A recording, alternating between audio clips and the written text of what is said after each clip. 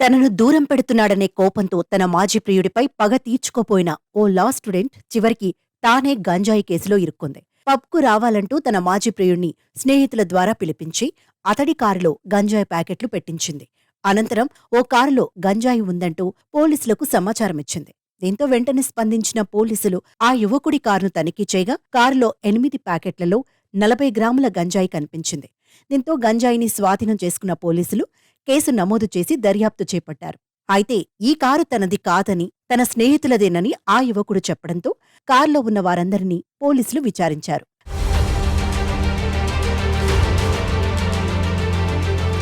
విచారణలో భాగంగా ఆ యువతిని పోలీసులు ప్రశ్నించగా విస్తుపోయే నిజాలు బయటపడ్డాయి.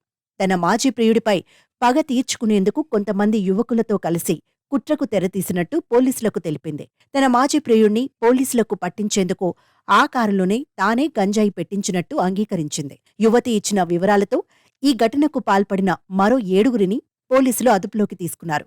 4,000 పెట్టి గంజాయిని కొనుగోలు చేసి ఒక్కొక్క దాంట్లో 5 గ్రాముల చొప్పున 8 ప్యాకెట్లను మాజీ ప్రియుడి కారులో పెట్టినట్టు పోలీసులకు తెలిపింది.